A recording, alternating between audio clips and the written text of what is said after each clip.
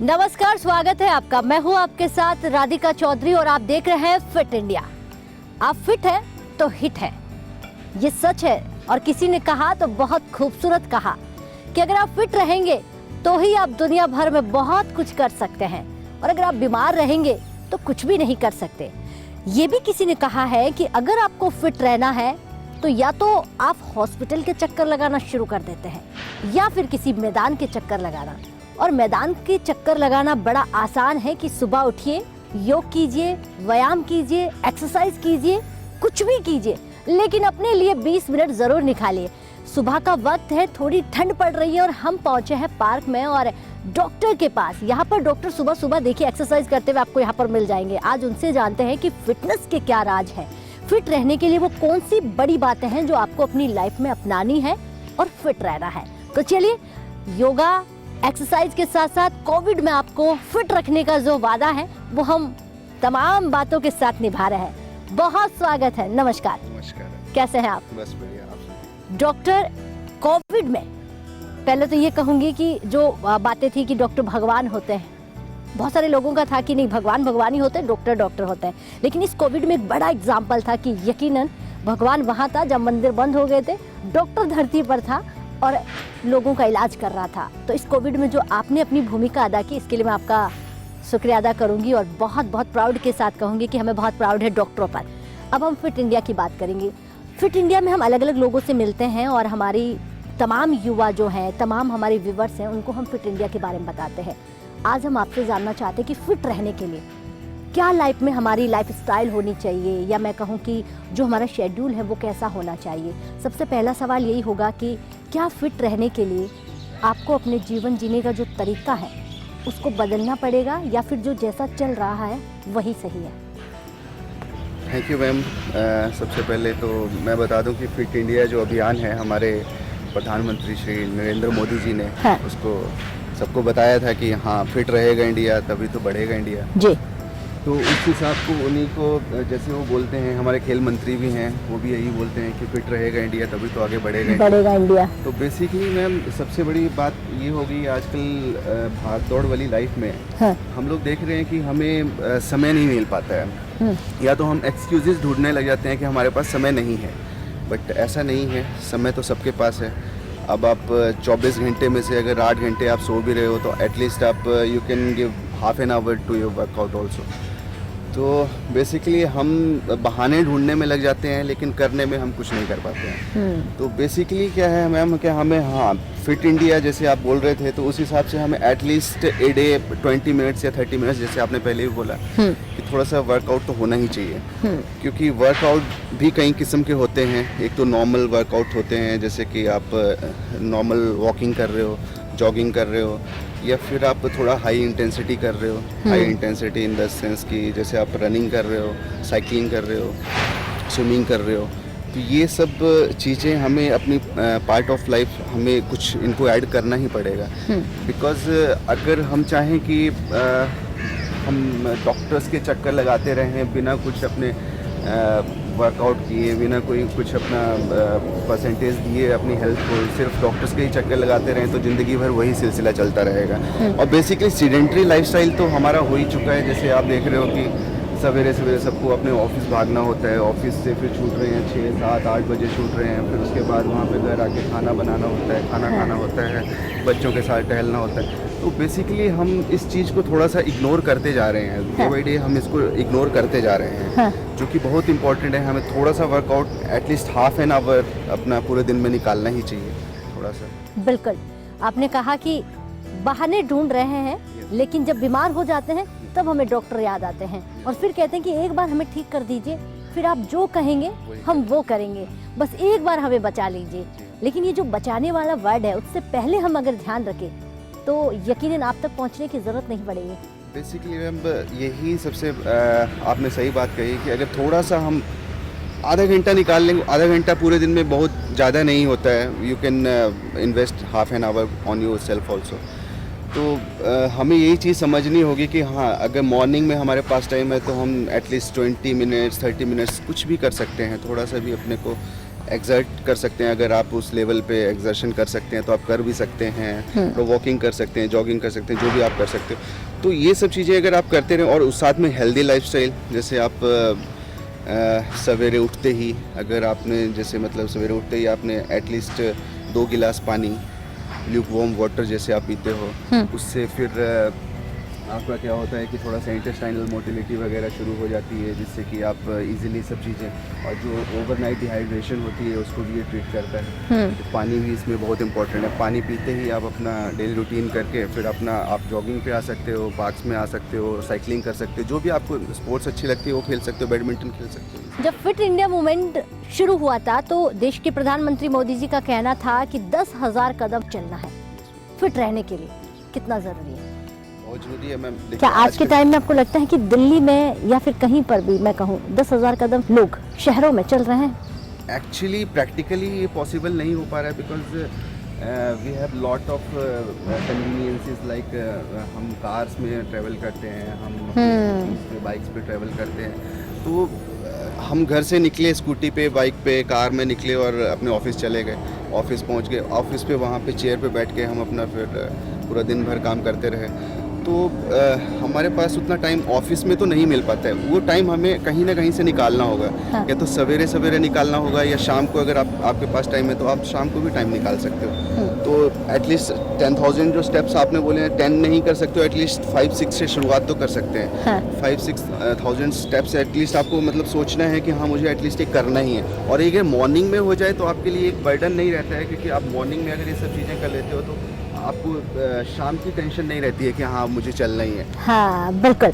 चलिए, यहाँ पर मैं आपसे एक सवाल और यहाँ पर पूछूंगी, क्योंकि हम इस वक्त बहुत सुबह मॉर्निंग में पार्क में है और लोगों को वो बातें बता रहे हैं जो उनके लिए बहुत ज़रूरी है। मोटापा, ये पहला सवाल आपसे इतनी देर जानने के बाद कि लोग अपनी लाइफ स्टाइल को कैसे बदले। उसके बाद जो मोटापा है वो आप देखेंगे हर दूसरे आदमी को है।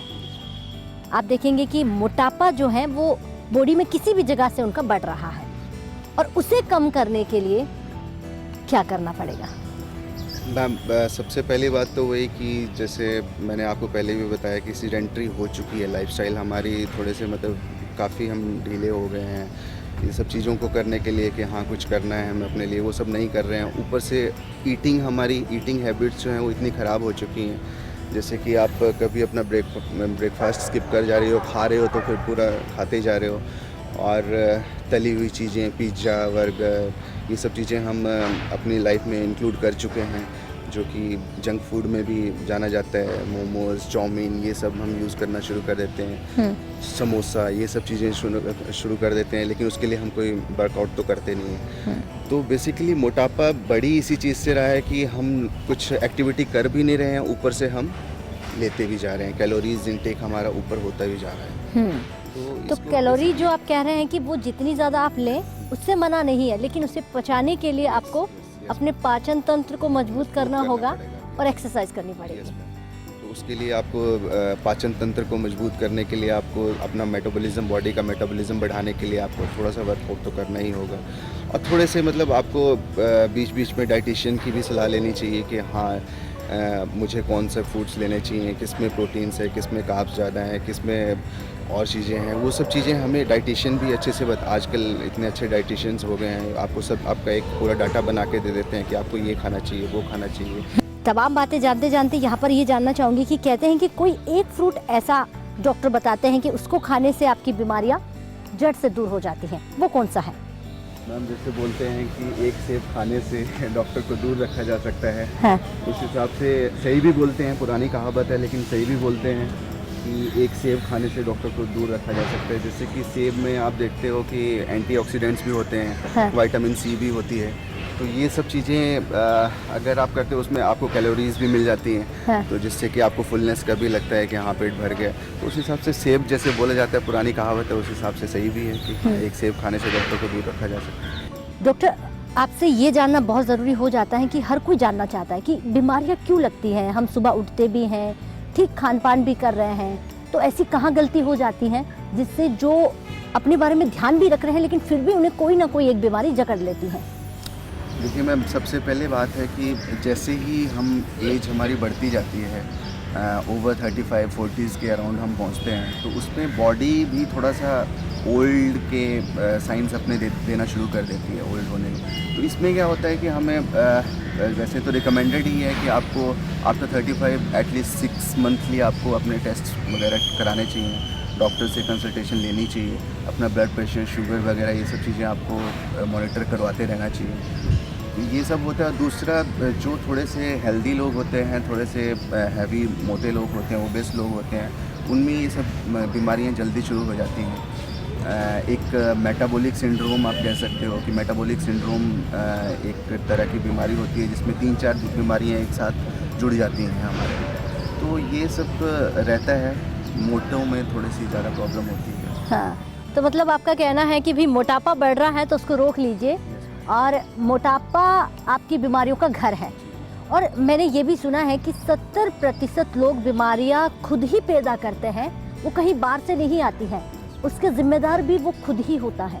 क्या ये सच है? बिल्कुल सही है मैम। अपने खाने के तरीके, पीने के तरीके, लाइफस्टाइल चेंजेस, मॉडिफिकेशन, ये सब हमें करनी ही चाहिए, क्योंकि हमें पता नहीं चलता है, ओवर द टाइम हम बूढ़े भी होते जा रहे हैं, लेकिन हमें पता भी नहीं चलता है कि हाँ हम कौन सी चीज़ को सही नहीं कर रहे हैं, कहाँ पे हम गलत जा रहे हैं। उस चीज़ को करने के लिए आपको थोड़ा सा कंसल्टेशन भी लेना ही चाहिए कभी ना कभी। सोने का तरीका क्या होना चाहिए?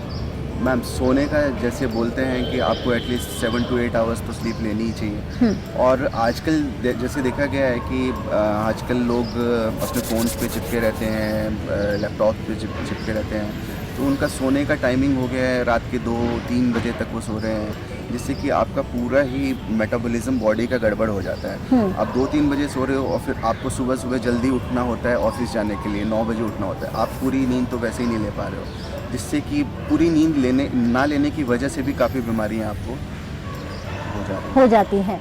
तो कहीं ना कहीं जो बीमारियां पैदा करने के लिए आपका सबसे बड़ा जिम्मेदार है वो मोबाइल, लैपटॉप बन जाता है। क्योंकि मोबाइल और लैपटॉप इसलिए बन जाता है कि आप जितनी ज़रूरत है उतना ही उसको यूज़ लीजिए, उससे एक्स्ट्रा अगर ले रहे हो तो क्या उससे भी बीमारियां आपके घर कर रही हैं अंदर? बिल्कुल कर रही हैं मैम, बिकॉज अब मोस्ट ऑफ टाइम, लेकिन अब तो सब कुछ ऑनलाइन हो रहा है तो उसकी ज़रूरत पड़ेगी। पढ़ाई ऑनलाइन हो गई है, काम ऑनलाइन हो गया है, आने वाले ज़माने में मुझे लगता है कि ऑनलाइन ही ज़्यादा होगा। बिल्कुल मैम, ये सब पार्ट ऑफ द लाइफ है, बट हम इसको लाइफ भी बना चुके हैं, जैसे कि मैंने पहले भी बोला।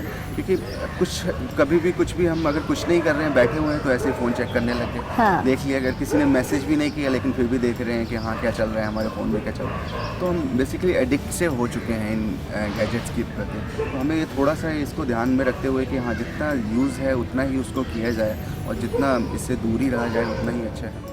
डायबिटीज़ पर आ जाती हूँ मैं, क्योंकि बहुत बार लोगों के सवाल होते हैं डायबिटीज़ को लेकर कि एक बार जिसको डायबिटीज़ हो गई तो वो फिर आपके अंदर से आपको छोड़कर कभी नहीं जाएगी, इसलिए उससे बचकर रहना है। सही बोला आपने मैम। डायबिटीज़ हो गया, हाइपरटेंशन हो गया, और भी जैसे किडनी प्रॉब्लम्स हो गई, लीवर प्रॉब्लम्स हो गई, ये सब क्रोनिक इलनेसेस में आती है। तो डायबिटीज़ जो है 2 तरह की होती है, टाइप 1, टाइप 2। टाइप 1 जो होती है वो बेसिकली कम एज ग्रुप में पाई जाती है, जो जुवेनाइल ऑनसेट भी उसको बोला जाता है जी। तो वो यंग एज में ही हो जाती है, उसके कारण दूसरे होते हैं। टाइप 2 होती है, उसके कारण दूसरे होते हैं। वो बेसिकली जैसे आप 40s में आ जाते हो तो उस समय शुरू हो जाती है। उसमें इनके दोनों के डिफरेंसेस हैं, जैसे इंसुलिन का किसी में प्रोडक्शन कम हो जाता है, किसी में रिसेप्टर्स की कमी आ जाती है, इंसुलिन रिसेप्टर्स की कमी है। तो ये 2 तरह की वैसे बेसिकली होती है। तो इसमें डायबिटीज़ जो है वो बेसिकली क्या है कि ये अमीर लोगों की बीमारी इसको बोला जाता है। अच्छा, अमीर कैसे? हाँ, बेसिकली डायबिटीज़ में क्या होता है कि हम लोग जो जैसे पहले भी मैंने बोला था कि खान पान हमारा इतना गलत तरीके से हो चुका है कि बर्गर हो गया, पिज्ज़ा हो गया, ये सब चीज़ें हम लोग इतना डेली लाइफ में यूज़ करने लगे हैं कि जिससे कि पूरा हम शुगरी थिंग्स, जैसे आपके कोल्ड ड्रिंक्स वगैरह हो गए, ये सब चीज़ें, बियर वगैरह हो गई, ये सब चीज़ें हो गई, तो इतना इन्वॉल्व हो चुके हैं। तो इसीलिए क्योंकि जो common people, lower class people है, वो तो इन सब चीज़ों को अफोर्ड नहीं कर पाता। हाँ। वर्कआउट भी कर ही लेते हैं तो उनको कम होती है, जी। अमीर होते हैं उनको ज़्यादा होती है। लेकिन चलिए मान लेते हैं कि जिसको डायबिटीज़ हो जाती है तो क्या वो आने वाले वक्त में कुछ ऐसा करके उसे दूर कर सकता है? बिल्कुल मैम, उसको कंट्रोल तो किया जा सकता है। लाइफस्टाइल मॉडिफिकेशन से उसको कंट्रोल तो किया ही जा सकता है। जैसे मैं आपको बताया कि at least 30 minutes 20 to 30 minutes you have to spend on your self also. तो अगर इतना आप कर लेते हो तो थोड़ा सा आप वर्कआउट कर लो, और खाने पीने का आप ध्यान रख सकते हो। जैसे कि बैलेंस्ड डाइट आप डेली अपना यूज़ कर सकते हो। उसमें आप डाइटिशियन से भी मिल सकते हो, आप अपने डॉक्टर से भी सलाह ले सकते हो कि मुझे कौन कौन सी डाइट्स लेनी चाहिए। तो इस हिसाब से इसको मॉडिफाई किया जा सकता है और इसको कंट्रोल किया जा सकता है जी। तो आपने डायबिटीज़ के बारे में बताया, मोटापे के बारे में बताया, और अब हम आपसे जानते हैं कि पानी। हम बहुत सारे सेलिब्रिटी के बारे में सुनते हैं, बहुत सारे ऐसे लोग वीआईपी जो कहते हैं कि हम फिट इसलिए रहते हैं क्योंकि हम पानी ज़्यादा पीते हैं। और पानी हमारी लाइफस्टाइल का बहुत बड़ी भूमिका निभाने का एक पहला पड़ाव होता है। कितना पानी दिन भर में एक आदमी को पीना चाहिए, कि कम से कम आपको इतना पानी तो पीना पड़ेगा? जी मैम, पानी ऐसा है जैसे हमें गाड़ी चलानी होती है। हाँ। तो उसके लिए हमें पेट्रोल की ज़रूरत पड़ती है, डीजल की ज़रूरत पड़ती है। जी। वैसे ही पानी हमारी ज़िंदगी में भी है। अगर हम पानी पी रहे हैं तो because 70% of our body is lake of water. तो जिसमें हमारा ब्रेन हो गया, लंग्स हो गए, हार्ट हो गया, इनको अराउंड 80 to 90% इन तीनों चीज़ों को ही पानी की ज़रूरत होती है। तो एक ल्यूब्रिकेशन का काम भी करता है। और दूसरा अपने जो भी हमारे टॉक्सिन्स जो बनते हैं बॉडी में, उनको भी ये वॉश आउट करता है। तो पानी तो बहुत अहम हिस्सा है हमारी लाइफ में। तो पानी एक तरीके से पीना चाहिए। और जैसे कि मतलब आप इसको रफली मैं ऐसे बोल सकता हूँ कि जैसे हर 20 kg पे हमें 1 लीटर पानी एटलीस्ट पीना है। Every 20 kg 1 litre water. अगर 60 किलो के हो आप तो एटलीस्ट 3 लीटर दिन भर में आपको पीना है। अच्छा, मतलब वजन के हिसाब से आप पानी पी सकते हैं। अगर कोई 40 kg का है तो हाँ, तो 40 kg का है 2 लीटर, कम से कम 2 या 3 लीटर तो आपको पीना चाहिए। अच्छा, सही तरीके से, ये तो आपने कम से कम मैक्सिमम बताया है, लेकिन प्रॉपर कितना पानी होना चाहिए दिन भर का? नॉर्मल एडल्ट जैसे होते हैं, जैसे हम हो गए, आप हो गए, एडल्ट जो होते हैं उनको रिकमेंडेड है 3.5 से 4 लीटर पानी डेली पीना ही पीना है। और बच्चे हो वही एज के हिसाब से, वेट के हिसाब से हमें उस हिसाब से लेना होता है। तो पानी पीना बहुत ज़रूरी है। और फीमेल्स होती हैं तो फीमेल्स को एटलीस्ट 3 लीटर से डेल तो पीना ही होता है, और मेल्स को एटलीस्ट 3.5 to 4 लीटर से डे तो पीना ही होता है। बिल्कुल बिल्कुल। तो मैं ये कहूँगी कि बहुत खूबसूरत आपने कहा, लेकिन अब यहाँ पर ये जानना बहुत ज़रूरी हो जाता है, क्योंकि हर कोई जानना चाहता है कि कोई इम्पोर्टेंट वो हमें बताइए जो हमें घर में ही मिल जाए, बाहर से खरीदना नहीं पड़े, जिससे हम अपनी बॉडी को वो तमाम एनर्जी, विटामिन, सारी चीज़ें दे पाए। क्या घर में हमारी है ऐसी चीज़ें, या हमें बादाम काजू ही खाना पड़ेंगे जिससे कोई अफोर्ड नहीं कर पाता है? नहीं, बेसिकली क्या है कि जैसे दालें आप लेके चलेंगे तो दालें जैसे चने हो गए, मूंग की दाल हो गई, कुछ कई तरह की दालें होती हैं घर में। और जैसे उनमें प्रोटीन्स होते हैं, काफ़ी प्रोटीन्स होते हैं। तो आप उनको ओवरनाइट आप उनको सोक करके रख सकते हो, और सवेरे आप एज ए स्प्राउट्स जो हम खाते हैं घर पे, तो एज ए स्प्राउट्स उनको यूज़ कर सकते हैं। उनमें प्रोटीन्स भी होगा, आपको अच्छी आपकी एनर्जी भी मिल, कैलोरीज भी मिल जाएंगी, प्रोटीन्स भी होगा। काफ़ी अच्छी रहती है दालें वगैरह तो यूज़ कर ही सकते हो।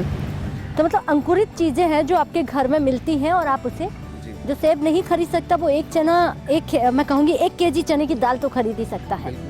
बादाम काजू की जगह वो 1 kg मूंग की दाल तो खरीद सकता है। तो अंकुरित मूंग हो गए, चने हो गए, दालें हो गई हैं, तो वो खाने से बीमारियां कम हो सकती हैं।